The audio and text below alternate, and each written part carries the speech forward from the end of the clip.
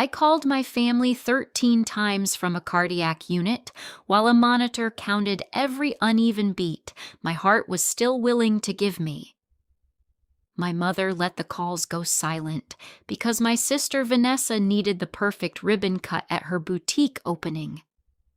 My father saw my name flashing on his screen and still kept smiling for photos.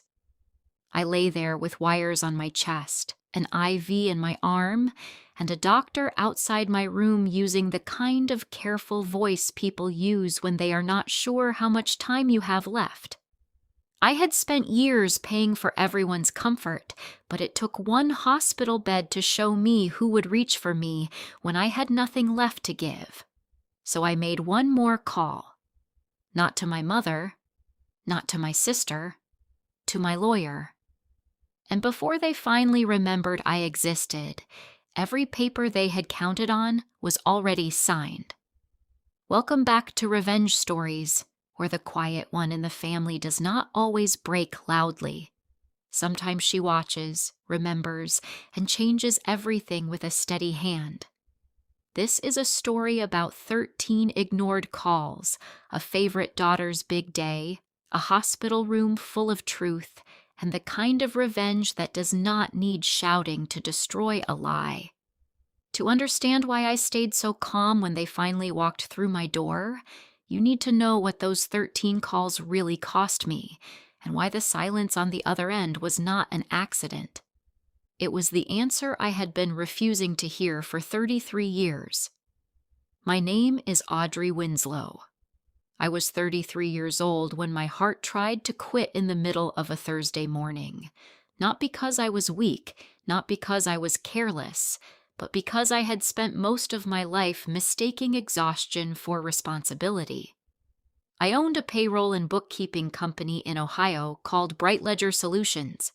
We handled accounts for small medical clinics, dentists, home repair companies, family restaurants, and the kind of businesses where one late payroll can turn a whole week into panic. I knew how to keep other people stable. I knew how to find missing money, organize messy records, and make a disaster look manageable before lunch. That was my talent. That was also my curse. In my family, I was not the daughter people protected. I was the daughter people called when protection was needed. My mother, Margaret Winslow, had been saying the same thing since I was 12. Audrey has such a good head on her shoulders. It sounded kind when I was young. It sounded like praise. It took me years to understand that what she really meant was, Audrey can be ignored safely. Audrey will not fall apart. Audrey will not make us uncomfortable with need. My younger sister, Vanessa, was different. Vanessa did not need a crisis to receive attention. She could misplace her keys and my mother would treat it like a hostage situation. She could cry over a rude cashier and my father would offer to drive across town to cheer her up. Vanessa was fragile when it helped her, helpless when it paid, and charming enough to make everyone else feel cruel for noticing. I noticed. I just never said it. By the time I was 28, I was paying half my parents' bills. By 30, I was paying almost all of them. Their retirement condo in Westerville had my bank account behind it, even though my mother told her friends they had planned carefully. I covered their supplemental insurance, their car payment after Dad's pension got smaller than he expected, and the maintenance fees my mother called temporary for 3 straight years. I never corrected her in public. I never wanted my parents embarrassed. And Vanessa? Vanessa had a dream every 6 months and a bill attached to every dream. First it was a candle business, then luxury picnic setups, then handmade jewelry she did not actually make herself. Finally, she decided she was born to open a boutique, the kind with soft lighting, velvet chairs, gold mirrors, and dresses priced high enough to make ordinary women feel like they needed permission to breathe near them. She called it Vane and Rose because Vanessa had always believed her name belonged on glass doors. I did not hate her dream. That is the part people misunderstand about women like me. We are not bitter because other people want things. We become quiet when their wanting eats our lives and they still call it love.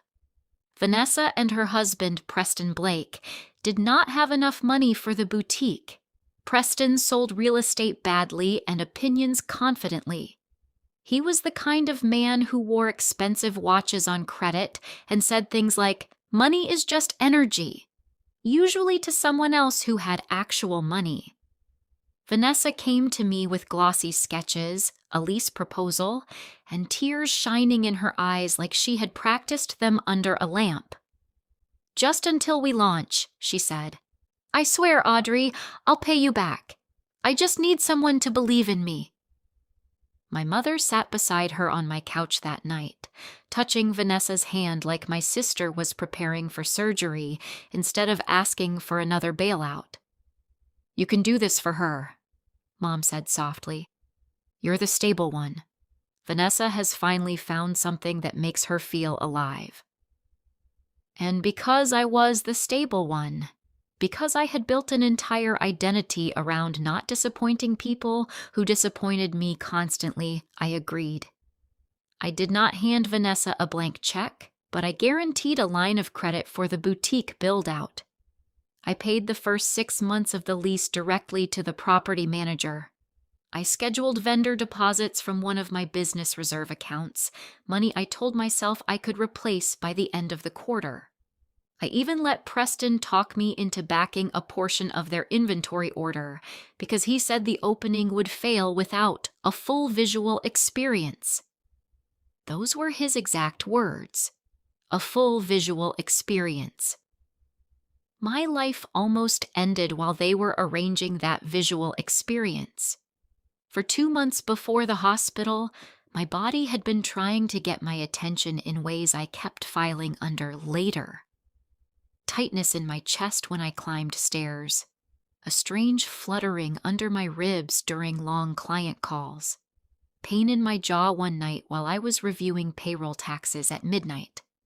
I blamed coffee, stress, bad sleep, too many skipped lunches.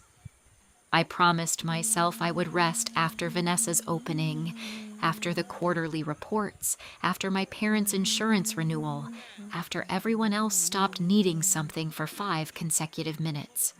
My assistant, a sharp woman named Keisha, told me I looked gray on Tuesday morning.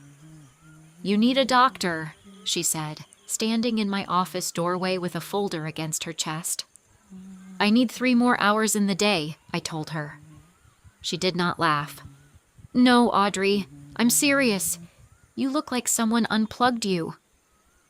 So I went to urgent care that evening, not the emergency room, because even my fear was efficient. The doctor there did an EKG, frowned at it, ran blood work, frowned harder, and told me to go to the hospital if the pressure came back. He used words like abnormal rhythm and elevated risk. He asked if heart disease ran in my family. I told him my grandfather had died young from a heart attack, and he gave me the sort of look professionals give when they are trying not to say, "Why did you wait?" I drove home anyway. I answered 3 client emails in the parking lot before I left. The next morning, my mother called me at 7:15 to ask whether I had confirmed the flower wall for Vanessa's boutique opening. Not how was my appointment. Not did the doctor say anything. Not are you scared. The flower wall. I told her I had chest pain the night before and that the doctor wanted follow-up tests. There was a pause, just long enough for me to hope I had finally become real to her. Then she sighed. "Honey, don't spiral. You work too hard, that's all. Besides, tomorrow is a big day for Vanessa. Let's not make her nervous." That sentence stayed with me. Let's not make her nervous. My heart was misfiring inside my chest, and my mother's first instinct was to protect my sister's mood from the sound of it. I should have understood everything then, but old training is powerful. It teaches you to call neglect a misunderstanding and selfishness a personality trait. It teaches you to keep reaching for people who have already shown you their empty hands. On Thursday morning, I went to the office early because payroll had to clear for a pediatric clinic before noon.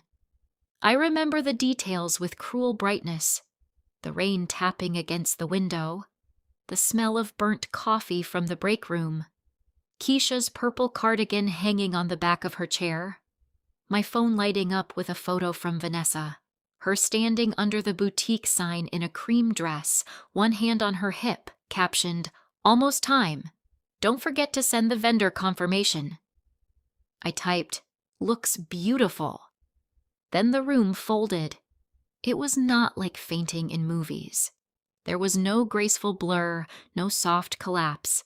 It felt violent and private, like someone had reached into my chest and twisted a fist around my heart.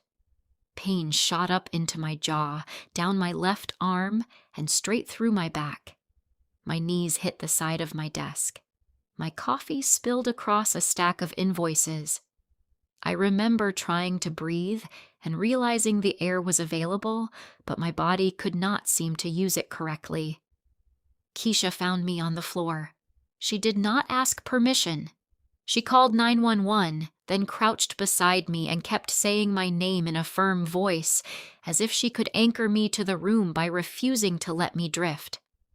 "Audrey, look at me. Stay with me. The ambulance is coming." I wanted to tell her I was embarrassed. That was my first clear thought. Not that I might die, that I was causing trouble on a payroll day. That is how deep the sickness had gone, and I do not mean my heart. The paramedics moved fast. Oxygen mask, monitor leads, a man asking me about pain from 1 to 10.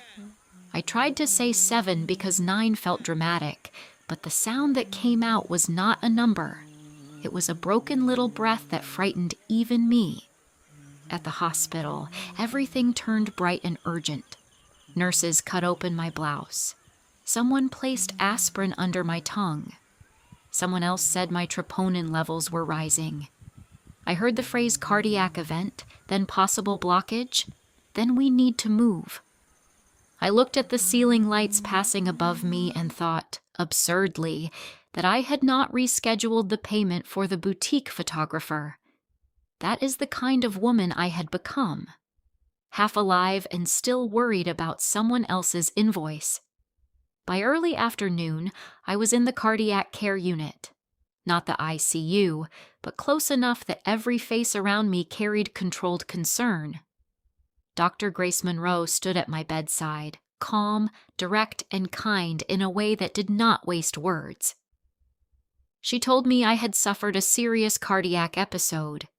There was a narrowed artery, inflammation, and an electrical instability that made the next day important.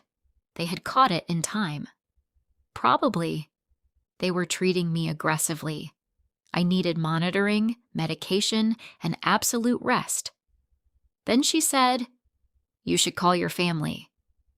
I almost smiled. It is strange what hope survives in you even after years of evidence. I thought my mother would be terrified. I thought Vanessa would rush in crying, mascara ruined, boutique forgotten. I thought my father would sit beside me with his rough hand over mine and apologize for not noticing I had been tired. I thought, for one foolish minute, that emergency would cut through habit. So I reached for my phone. My fingers shook so badly I almost dropped it. The first call was to my mother. It rang until her cheerful voicemail answered. I left a message because I was still innocent enough to believe messages mattered. "Mom, it's Audrey. I'm at Riverside in the cardiac unit. Something happened with my heart. It's serious. Please call me as soon as you hear this." I waited 7 minutes. I know because I watched the wall clock. 7 full minutes of machines whispering around me. Then I called my father. No answer. I called Vanessa. No answer. I called my mother again. No answer. By the 5th call, my chest hurt worse. not from my heart but from the shape of the silence. By the 8th, I stopped leaving full messages. By the 10th, I was no longer afraid they had not seen the calls. I was afraid they had seen them and chosen the easier thing. At call number 13, I let it ring all the way through and listened to my mother's voicemail tell me, in that bright recorded voice, that she would get back to me soon. Soon. That is a word people use when your pain can wait. Then I opened the family group chat. I wish I had not. Some doors, once opened, do not close cleanly again. There they were, alive and shining on my screen. Vanessa under a pink ribbon, laughing with scissors in her hand. Preston clapping beside her, his hair too perfect, his smile too wide. My mother wearing pearls and holding a mimosa. My father standing in the background with his phone out, taking photos. A dozen messages. Hearts. Champagne emojis.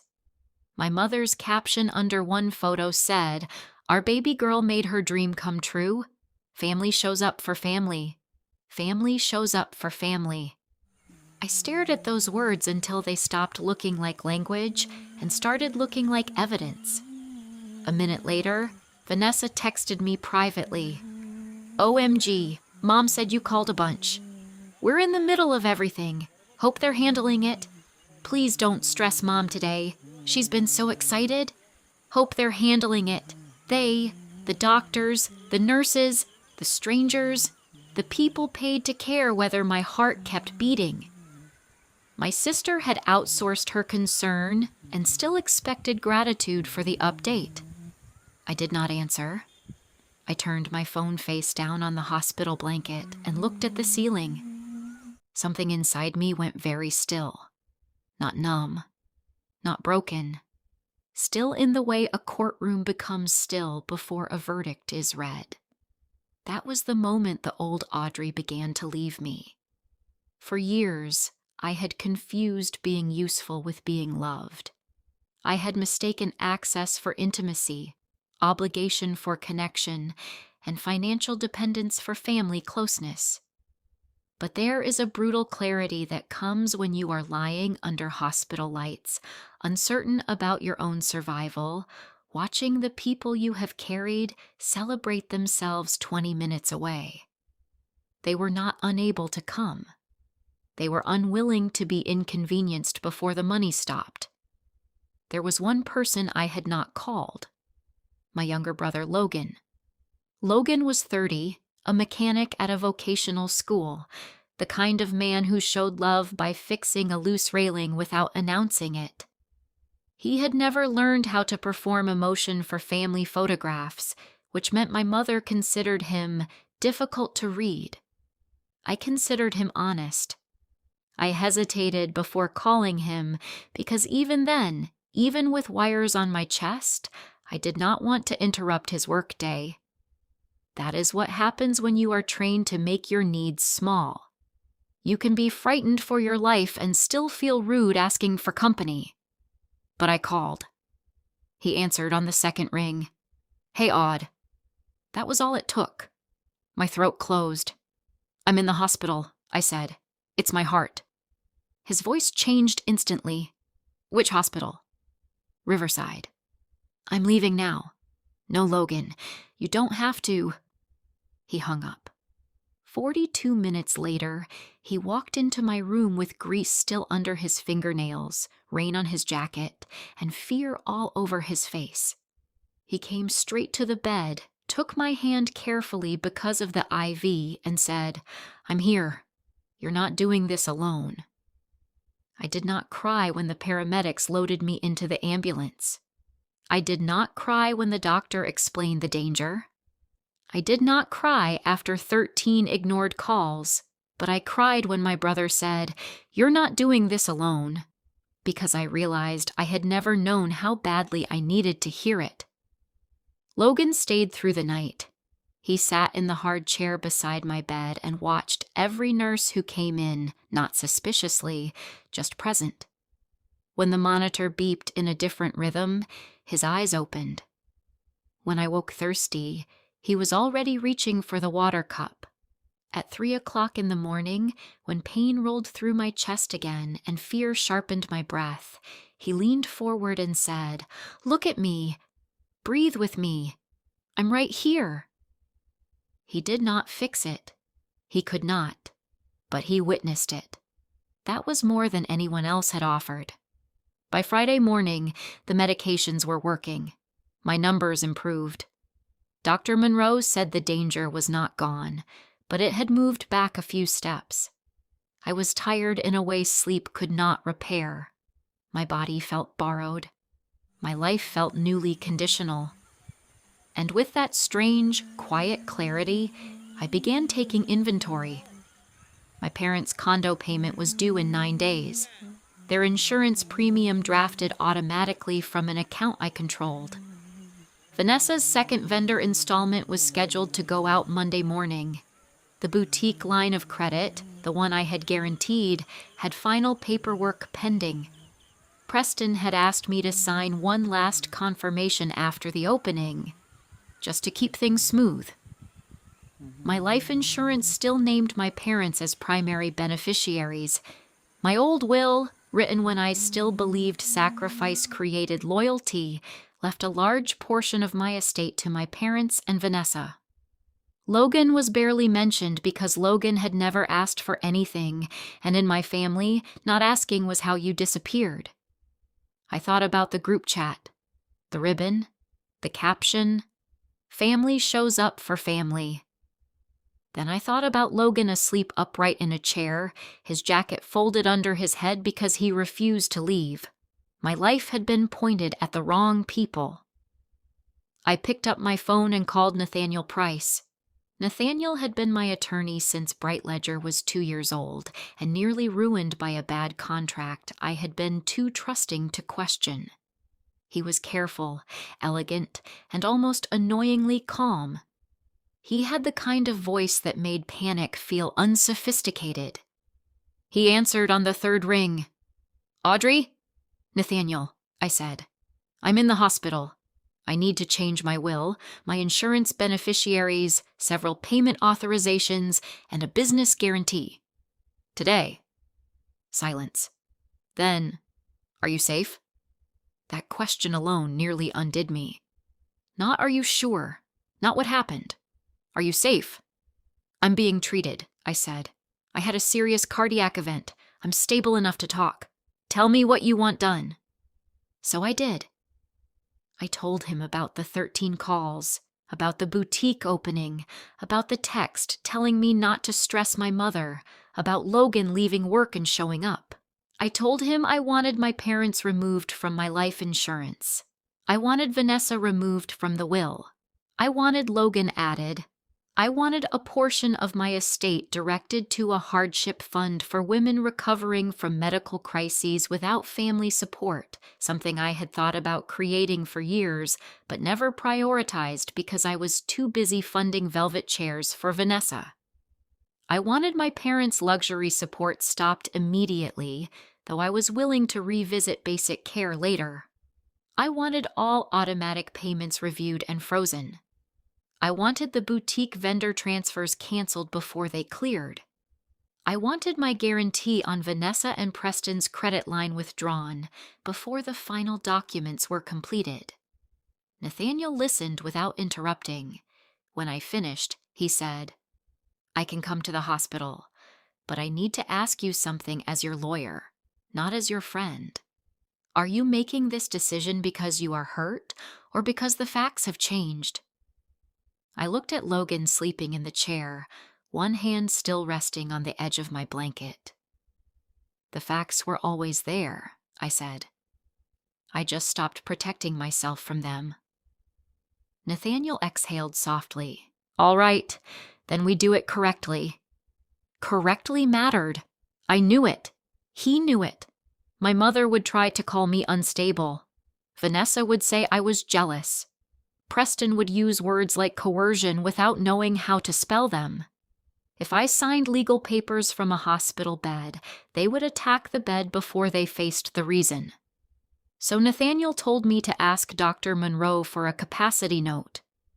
When Dr. Monroe came in for rounds, I told her plainly what I intended to do. I expected surprise, maybe judgment. Instead, she looked at me for a moment with the deep, tired recognition of a woman who had seen families reveal themselves in waiting rooms, hallways, and discharge plans.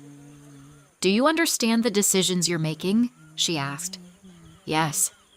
"Do you feel pressured by anyone in this room?" I glanced at Logan. He was awake now, sitting still, not interfering. "No." "Are you confused, disoriented, or under medication that affects your judgment?" "No." She nodded.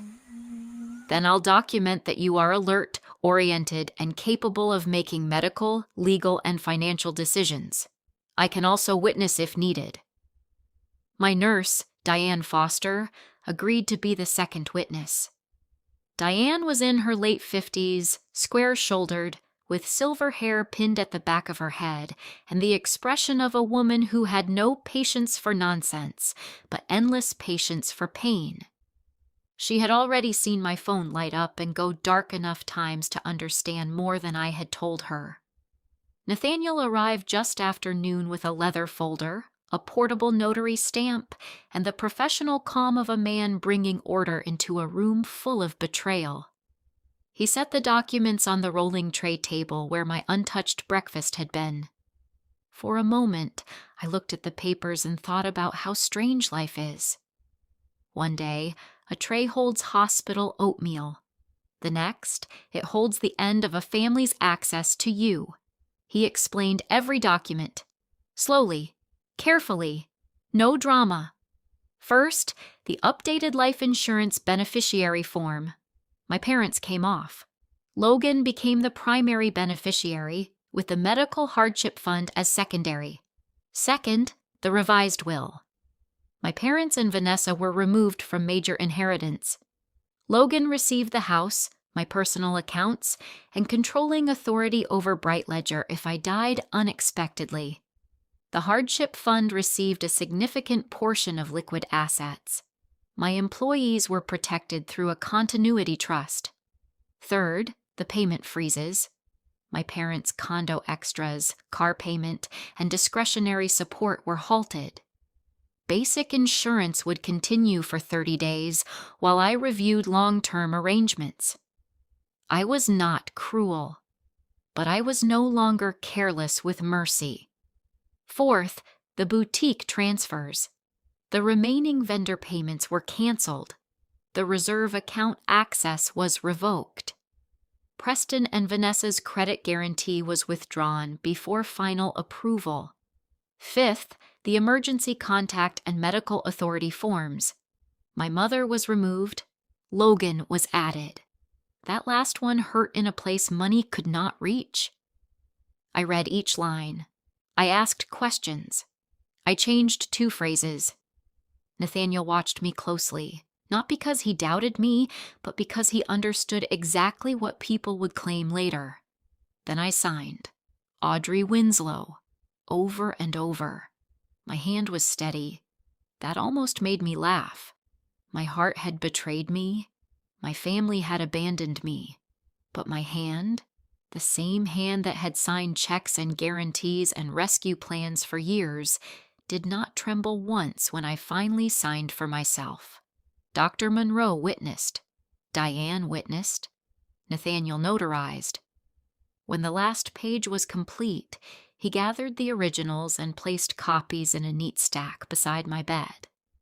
"It's done," he said. "Cleanly, carefully. They can dislike it, but dislike is not a legal argument." Diane gave a small approving hum. About time somebody in this room got treated like the patient.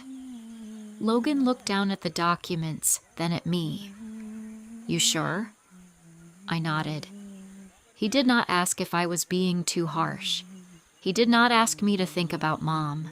He did not remind me that Vanessa had always been emotional. Logan had the rare decency to believe me about my own life. "I'm proud of you," he said. Those 4 words landed harder than any apology my family could have given. I did not call my mother to announce it. I did not text Vanessa. I did not post anything dramatic. Revenge, when it is real, does not always need an audience. Sometimes it only needs a signature before the next payment clears. The rest of Friday passed quietly. My phone remained mostly silent. The group chat was still active, of course. Vanessa posted a reel of the opening. My mother wrote, "Still glowing from yesterday." Preston posted a photo of himself holding a glass of champagne in the boutique doorway with the caption, "Built from faith and hustle." Faith and hustle. And my money. Saturday morning, my father finally texted me, "Your mom said you had some kind of episode. Hope you're resting.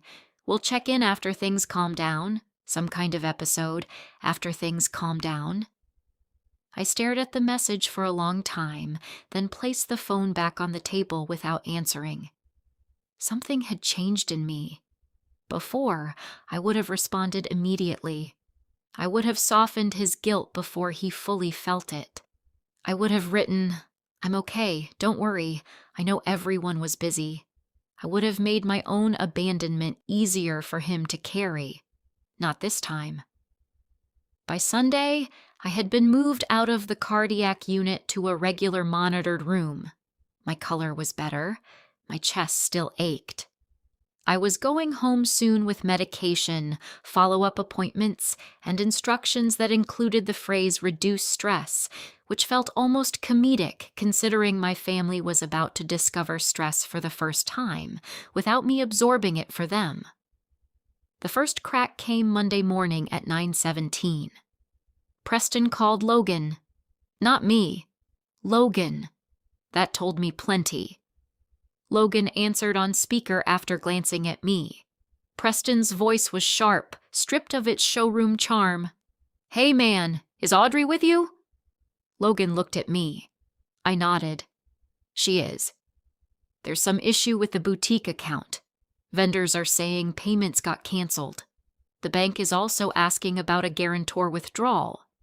Vanessa is freaking out. Is Audrey handling her stuff? Because this is a terrible time." A terrible time. I almost admired the purity of it. My heart could malfunction on Thursday, but Monday was a terrible time because Preston's velvet chair supplier wanted money. Logan's jaw tightened. "You know she's in the hospital, right?" "Yeah, obviously, but this was already set up. She promised. We made decisions based on her commitment." There it was. The family creed in its rawest form. Audrey promised. Audrey handles things. Audrey does not get to be unavailable just because her body tried to die. I leaned toward the phone. "Preston?" Silence. Then, too bright. "Audrey, hey, how are you feeling?" The question arrived late and dressed badly. "Well enough to hear you." "Good, that's good." "Listen, I think something got messed up with the payments. Vanessa is really upset." "I'm sure she is. We need you to fix it before this becomes a bigger problem." I looked at the IV bruise spreading across my hand. "No." A pause. "No. No." Another pause. Longer this time. Men like Preston are rarely prepared for a woman who does not over-explain her refusal. "Audrey, come on. This isn't the moment to be emotional." I smiled, just a little. "You're right. It isn't." Then I ended the call. Vanessa called 3 minutes later, then my mother, then Vanessa again, then my father. My phone lit up with the desperation I had begged for 3 days earlier, but now every ring sounded different. Not like love, like a bill collector discovering the account had closed. I let them ring. At noon, Vanessa texted, "Audrey, this is not funny. If you're mad, fine, but don't sabotage my business. Call me." At 12:08, my mother texted, "I don't know what has gotten into you, but your sister is in tears. You need to stop this right now." At 12:16, Preston texted, "We can handle this legally if necessary. You made commitments." I forwarded that one to Nathaniel. His reply came back within 2 minutes. Let him tire himself out. I almost laughed, my father called that evening, and for reasons I still cannot fully explain, I answered. Maybe because beneath all his weakness, my father had never been as cruel as my mother. Maybe because I wanted to know whether he had truly seen my calls. Maybe because some part of me still wanted one person besides Logan to admit what had happened. His voice was low. Audrey. Dad. Are you all right? I closed my eyes. 3 words. Late, but at least they were the right 3 words. I'm alive. He made a sound that might have been a breath or a wound. Your mother said you were being vindictive. I'm sure she did. Vanessa says you canceled the boutique money. I did. A long silence. Then he said, I saw your calls. The room seemed to go quiet around me. All 13? I asked. His voice cracked. Most of them. Enough. I waited. For once, I did not rescue him from the silence. I thought it was about the flower delivery at first, he said. Then I saw the voicemail preview. Hospital. Heart. Serious. I told your mother. She said Vanessa was already nervous and you were probably being dramatic because you hate hospitals. She said we'd call after the ribbon cutting. I should have left. I know that now. I should have left right then. Yes, I said. You should have. He cried then, quietly, not performative, not useful, just broken. I am so sorry, he whispered. I stood there smiling in pictures while my daughter was calling from a hospital bed. I did not tell him it was okay. That was the old Audrey's job, and she was not available anymore. I'm going to recover, I said. But things are different now. I know. No, I said softly. You don't. But you will. They came Tuesday morning. I knew they would come once the money stayed gone long enough to feel real. My mother entered first, because Margaret Winslow had never allowed any room to exist without her setting the temperature. She carried a white gift bag and a bouquet of lilies, the expensive kind from the hospital florist downstairs, probably charged to a card I paid off more than once. Her lipstick was perfect. Her hair was arranged. Her face wore concern the way some women wear perfume. Heavily, strategically, and for other people to notice. Behind her came my father, pale and smaller than I remembered. Vanessa swept in next, wearing a camel coat and wounded eyes, the outfit of a woman prepared to be both victim and witness. Preston followed with his phone in his hand, already looking like he planned to record if the conversation did not go his way. Logan stood from the chair beside my bed. Nathaniel was already there by the window, reviewing a document as if family collapse was simply another appointment on his calendar. My mother's eyes flicked to him. "Why is your lawyer here?" she asked. Not hello, not how are you feeling. Why is your lawyer here? I almost thanked her for making it easy. He is here because I asked him to be. Mom placed the bouquet on my tray table, directly on top of the copies Nathaniel had arranged. Well, that feels a little dramatic, don't you think? We came as soon as we could? I looked at the flowers, then at her. No, you didn't. Her mouth tightened. Vanessa stepped forward. Audrey, I know you're upset, but you have no idea what you've done. The vendors are furious. Preston spent all morning on the phone. The bank froze everything. You embarrassed me in front of people who matter. People who matter. I let the words sit in the room. My father looked at the floor. My mother sighed loudly, the way she did when preparing to turn herself into the reasonable adult. Sweetheart, she said, you scared us. Of course you did. But you have always been intense about health things, and yesterday was Vanessa's opening. It was the biggest day of her life. We were juggling a lot. I watched Nathaniel glance down, perhaps to hide his expression. The biggest day of her life, I repeated. Vanessa's eyes shone. It was important. So was my heart. The sentence landed quietly, but it changed the air. My mother recovered first. She always did. No one is saying it wasn't, she said, but punishing your sister financially because we missed a few calls is completely disproportionate. A few calls. There are moments when a person reveals not only what they think happened, but what they think you are allowed to feel about it. I moved the lilies off the tray table and placed them on the windowsill. Then I nodded to Nathaniel. He stepped forward and laid the papers where the flowers had been. My mother stared at them. Vanessa stopped crying. Preston's thumb froze over his phone screen. I folded my hands carefully over the blanket. The IV tape pulled at my skin. The monitor beeped beside me, steady and indifferent. There has been no mistake, I said. The vendor transfers were canceled. The credit guarantee was withdrawn. The discretionary payments for Mom and Dad's condo were frozen. My insurance beneficiaries were changed. My will was rewritten. My emergency contact was updated.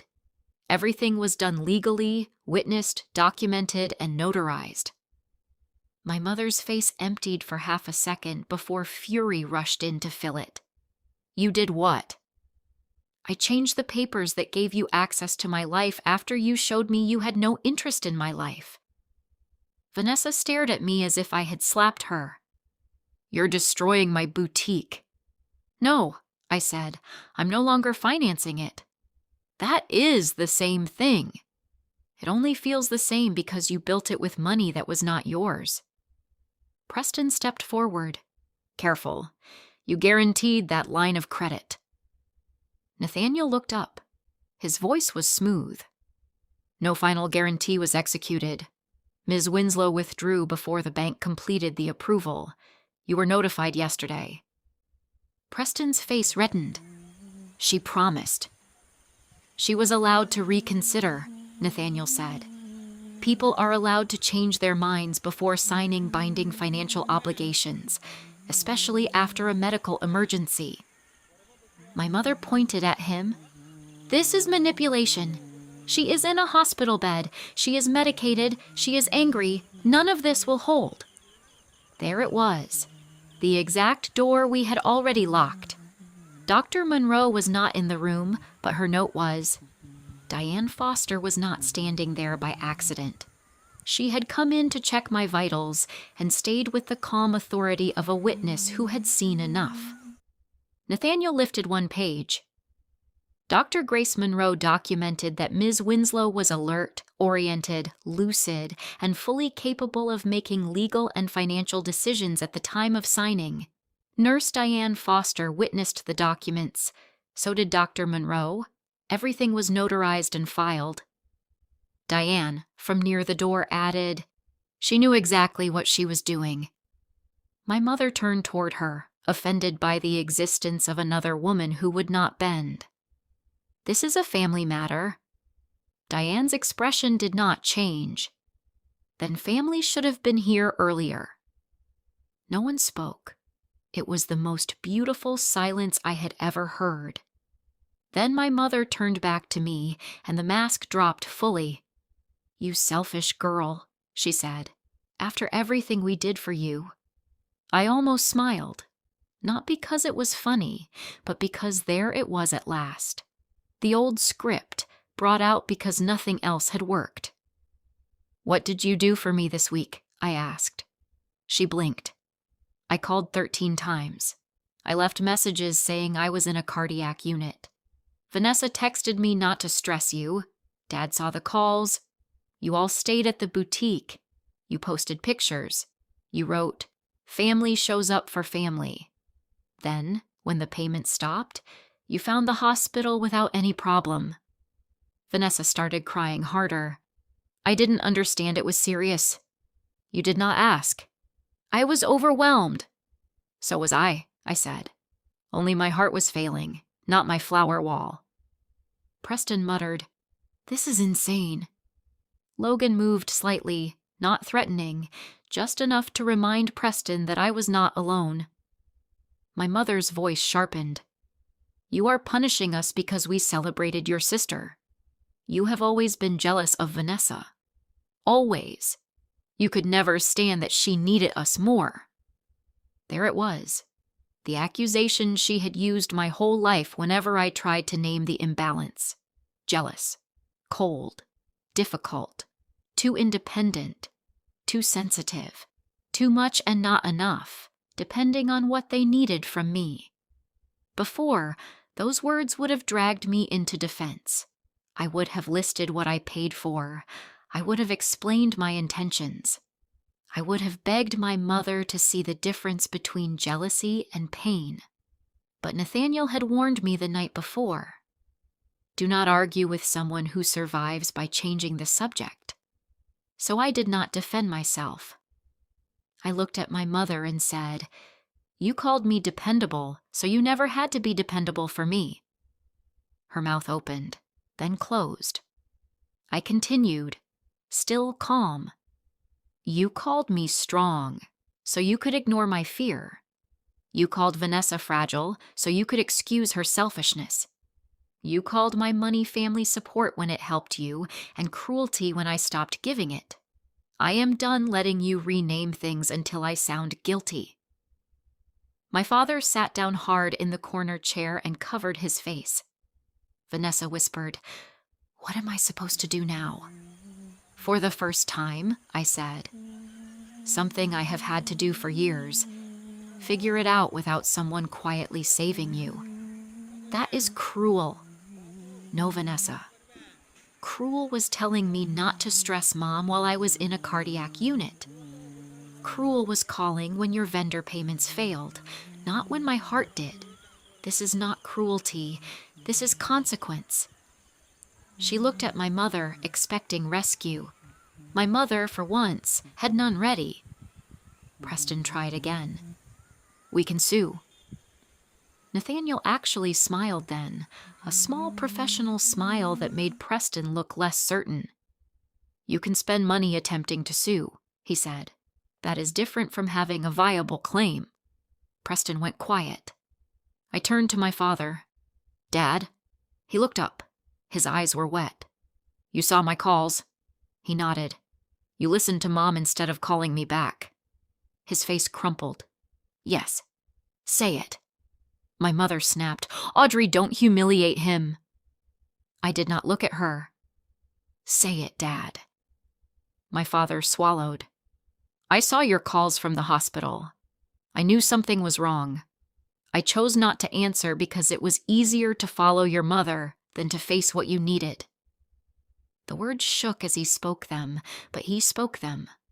I felt something in my chest loosen, not medically, but somewhere deeper. Thank you, I said. My mother looked betrayed by his honesty. I turned back to her. Now you. Her laugh was sharp and ugly. I will not perform for you. No, I said. You have performed enough. I am asking you to tell the truth. I made a mistake. That is not the truth. Her eyes hardened. Fine. What do you want me to say? I want you to say you ignored my emergency because Vanessa's celebration mattered more to you than my fear. The room held its breath. For a second, I thought she would leave. Audrey Winslow had survived decades by refusing mirrors. But the papers were on the tray. Nathaniel was by the window. Diane was at the door. Logan was beside me. My father had already broken rank. There was no soft place left for her lie to land. Finally, she said, low and furious, I should have answered. That is a start. Her eyes flashed. A start? Audrey, you have taken our security, your sister's business, everything we were depending on. No, I said.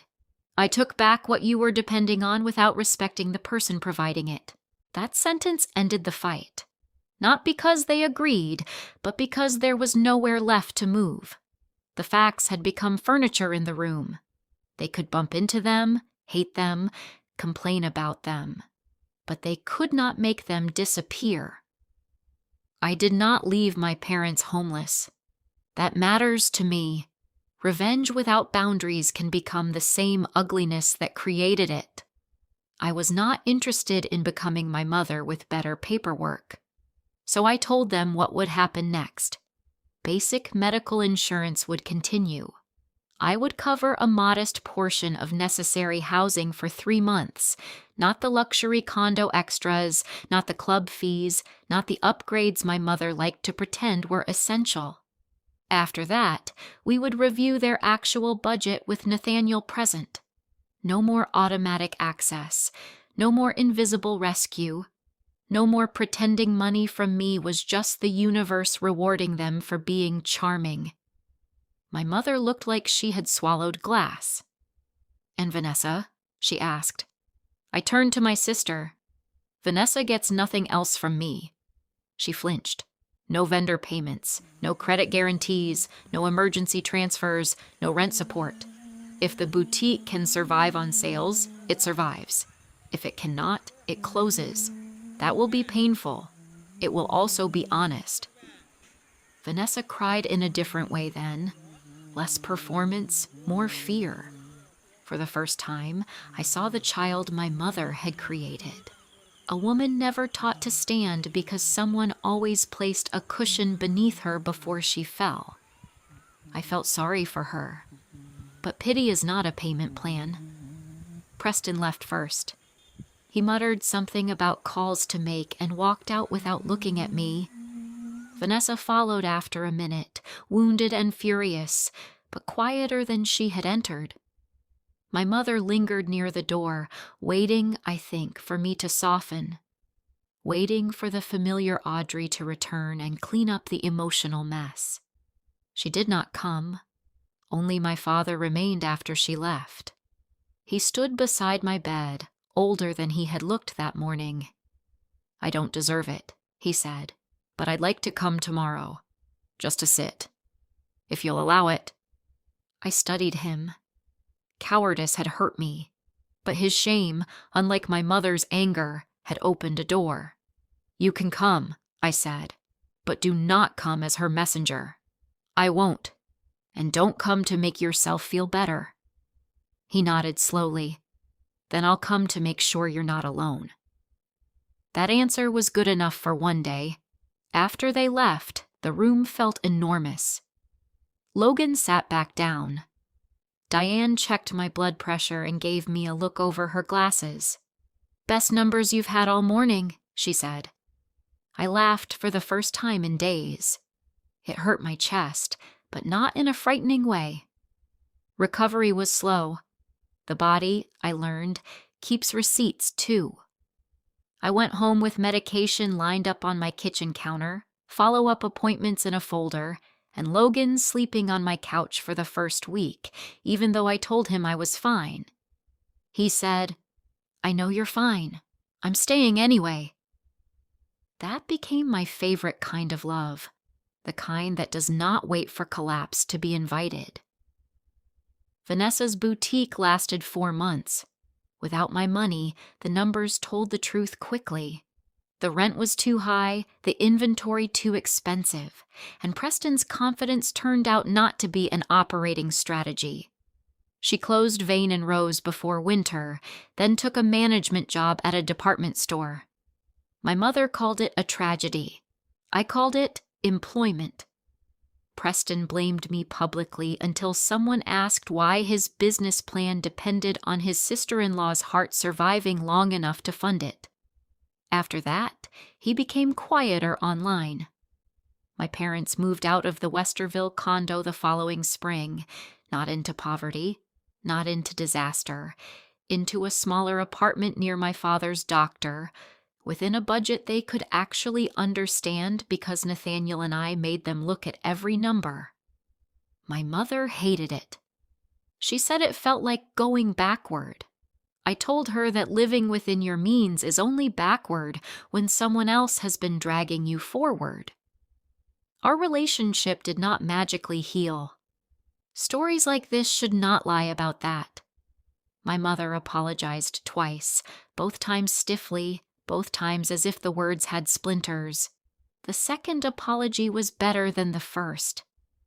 My father came to 3 cardiology appointments and sat quietly beside me, not perfect, not forgiven in full, but present. Presence, I learned, is not a speech. It is a repeated decision. As for Logan, he became my emergency contact, my Sunday dinner companion, and eventually a partner in the hardship fund we created. We named it the 13 Calls Fund, though only he and I knew why at first. It helped women recovering from major medical events pay for rides, groceries, temporary care, and legal planning when family support turned out to be more decorative than real. The first time we approved a grant for a woman whose husband had left her alone after surgery because he had meetings, I sat in my office and cried. Not because I was sad, because some pain becomes useful when you stop handing it back to the people who caused it.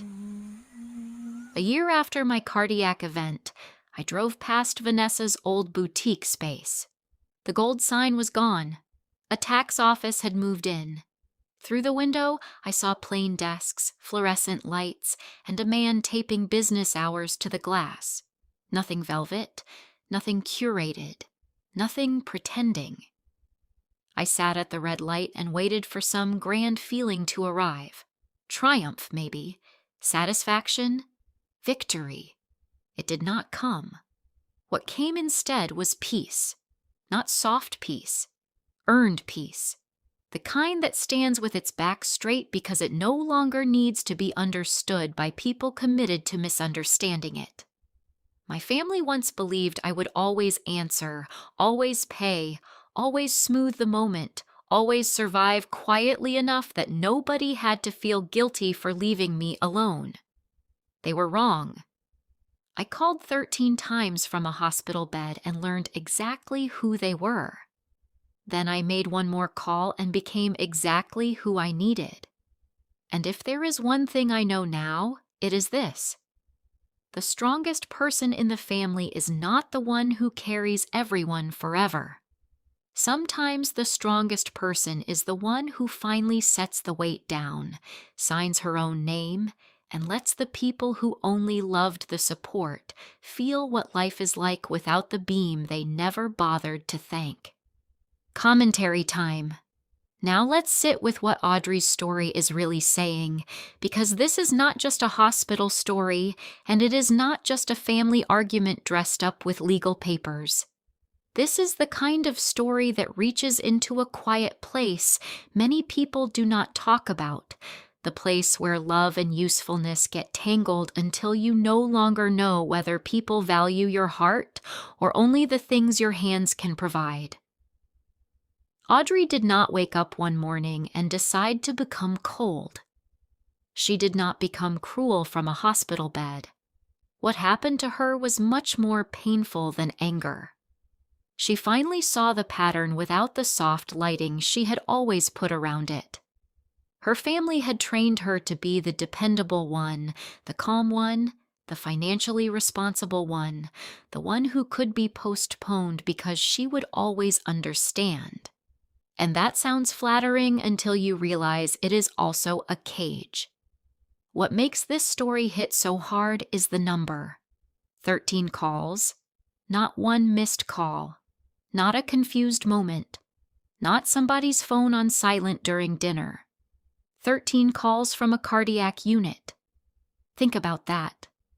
A daughter is lying in a hospital bed with wires on her chest, doctors using careful language, her body sending warnings nobody should ignore, and the people who raised her decide that a boutique opening deserves more urgency than her heartbeat. That is not a simple mistake. That is a hierarchy being exposed. Vanessa's ribbon, Vanessa's photos, Vanessa's flower wall, Vanessa's perfect little moment of public celebration all became more important than Audrey's private emergency. And that is one of the cruelest forms of betrayal. When people do not openly say you do not matter, but their choices say it so clearly that words are no longer needed. I think the most devastating line in this whole story is not even one of the dramatic lines. It is Vanessa's message. Hope they're handling it. Please don't stress Mom today. That one sentence tells us everything. Vanessa is not asking whether Audrey is scared. She is not asking what the doctors said. She is not saying, "I'm coming." She is protecting their mother from the emotional inconvenience of Audrey's medical crisis. That is a brutal family dynamic. Audrey is the one in danger, but somehow she is still expected to manage everyone else's comfort. She is in a cardiac unit, and the family system still wants her to shrink, to stay quiet, to not ruin the mood. How many people watching this have lived some version of that? Maybe not a hospital bed. Maybe it was a divorce, a job loss, a pregnancy complication, a panic attack, a grief you could barely carry. And instead of receiving care, you were expected to make your pain easier for everyone else to ignore. Audrey's revenge works because it is not chaotic. She does not scream. She does not throw accusations around the room. She does not beg for a late apology. She simply updates reality. That is why the legal paper scene is so powerful. Her family spent years enjoying an arrangement where Audrey's love had no boundaries and her money had no conditions. They could pretend the condo payments were just normal. They could pretend the boutique support was deserved. They could pretend Audrey's competence meant she did not need tenderness. But when she brings in Nathaniel, the doctor, the nurse, the witnesses, the capacity note, the notarized documents, suddenly the family cannot survive on emotional manipulation anymore. They are forced into a world where facts matter, and people who depend on confusion hate clean paperwork. Let's talk about Margaret, because she is not just a villain who favors one daughter. She represents a very specific kind of parent, the parent who assigns roles and then punishes the child who tries to step out of them. Vanessa gets to be fragile. Audrey gets to be useful. Vanessa gets the rescue. Audrey gets the responsibility. Vanessa's feelings are treated like emergencies. Audrey's emergencies are treated like interruptions. That is not love with a few flaws. That is a family economy. Everyone knows what role they benefit from, so nobody wants the system questioned. And when Audrey finally questions it, Margaret does not respond with grief. She responds with rage. That is important. Her first real emotion is not, "My daughter almost died." It is, "My access has been removed." That tells us what she was most attached to. But I do not think the story makes every person in the family equally guilty. Franklin, the father, is painful in a different way. He is not as openly cruel as Margaret, and he is not as entitled as Vanessa, but his weakness still causes damage. He sees the calls. He knows something is wrong. He lets Margaret decide for him. That kind of passivity can look harmless from the outside, but it can be devastating inside a family.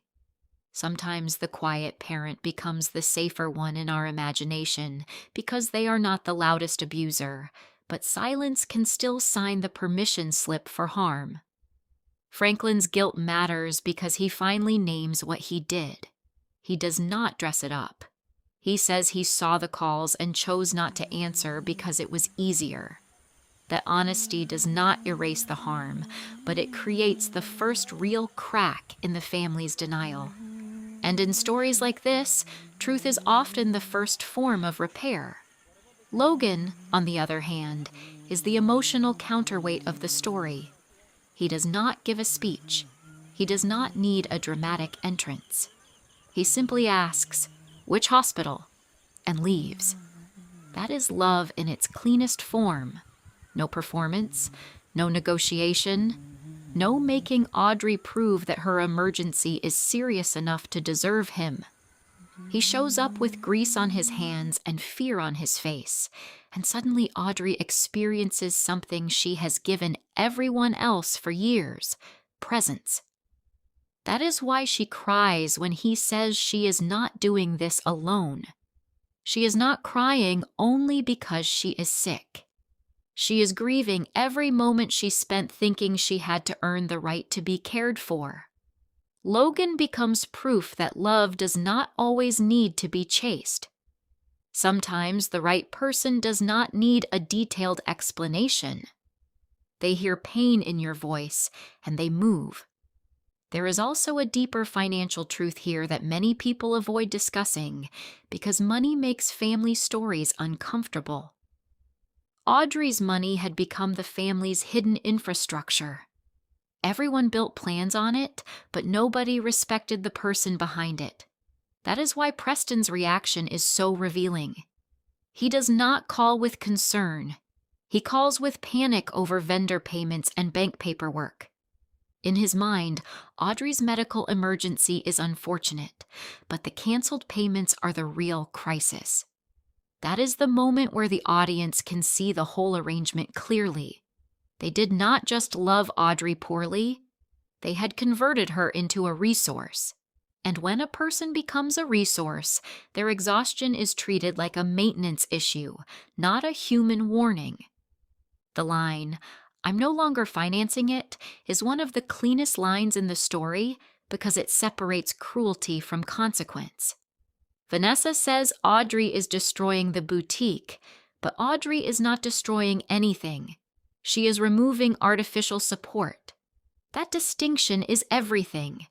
Some people call you cruel the moment you stop protecting them from the natural outcome of their choices. They call you selfish when you stop paying.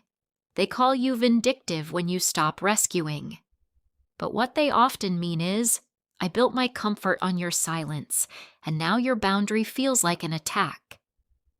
Audrey does not burn the boutique down. She does not sabotage customers. She does not lie to the bank. She simply stops funding a dream that treated her life like background noise. And this raises a question worth asking. When does support become self-erasure? At what point does helping family become a quiet agreement to disappear? Because Audrey was not wrong for helping at first. Generosity is not the problem. Love is not the problem.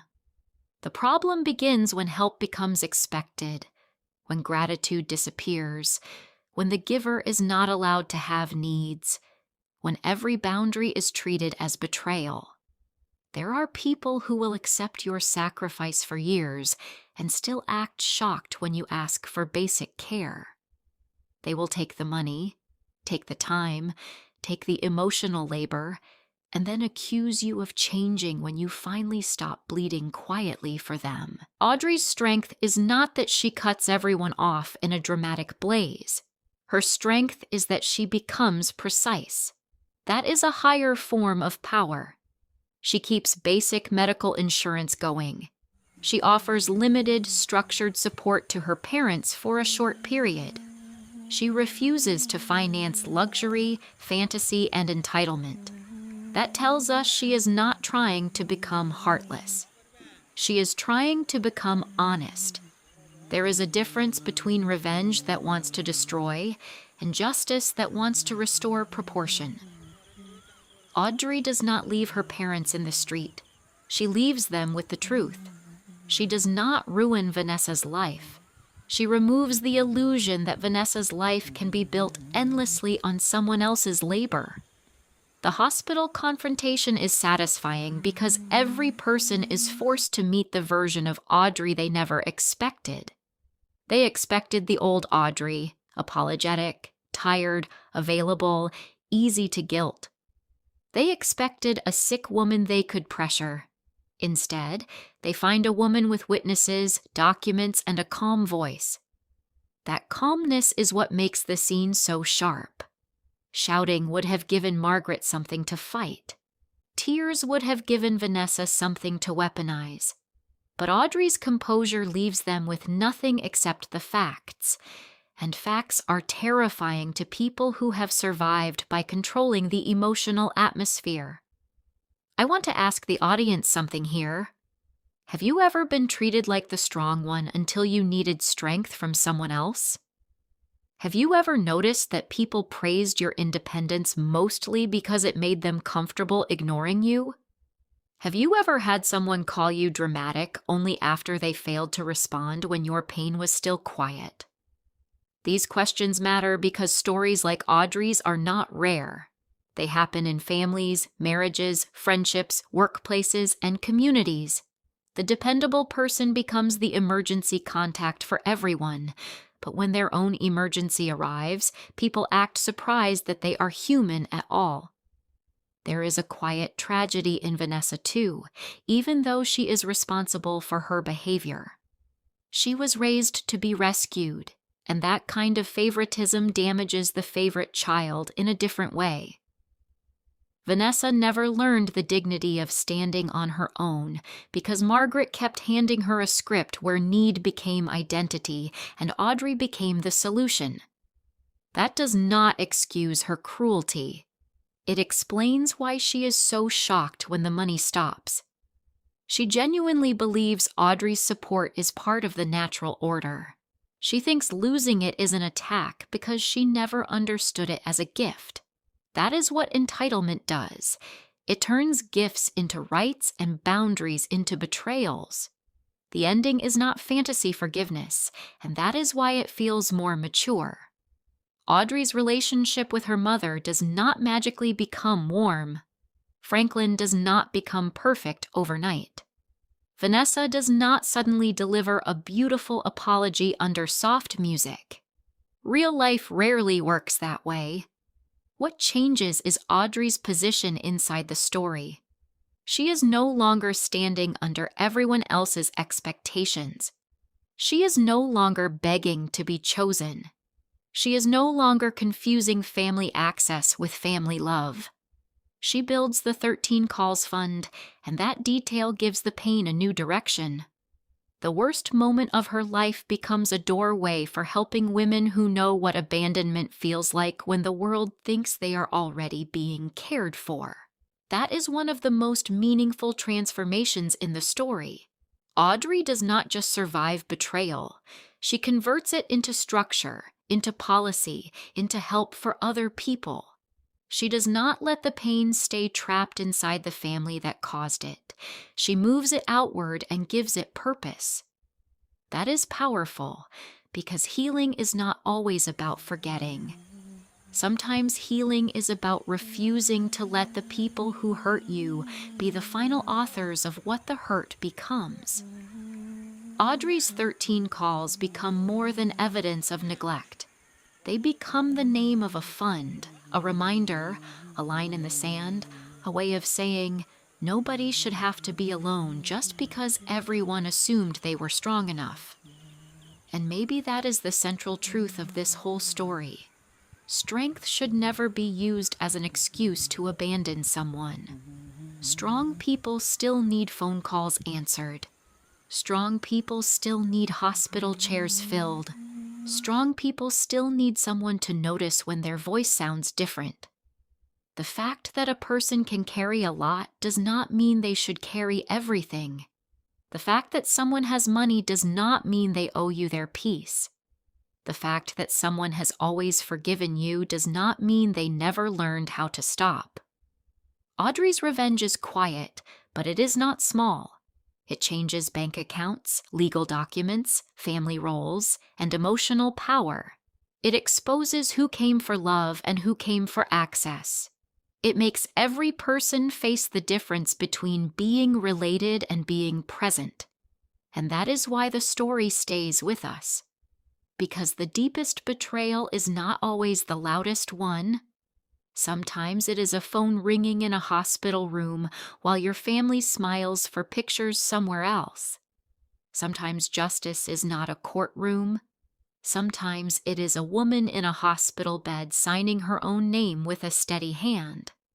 So here is my question for you before we close. Who in Audrey's family do you think was the most responsible? Was it Margaret, who trained the family to orbit Vanessa? Was it Franklin, who knew enough to act and still chose silence? Was it Vanessa, who treated her sister's crisis like an inconvenience? Or was the whole family system guilty because everyone benefited from Audrey staying quiet? Tell me what you think in the comments, because these are the conversations that make stories like this more than entertainment. They make us look at the roles people assign us and the roles we may need to return. And if this story made you think of someone who always shows up, send them a little gratitude today. Not a dramatic speech. Maybe just a message that says, I see what you do. Because the Audreys of the world are everywhere. They are paying bills, answering calls, fixing problems, calming rooms, and making other people's lives look easier than they really are. They deserve more than appreciation after collapse. They deserve care while they are still standing.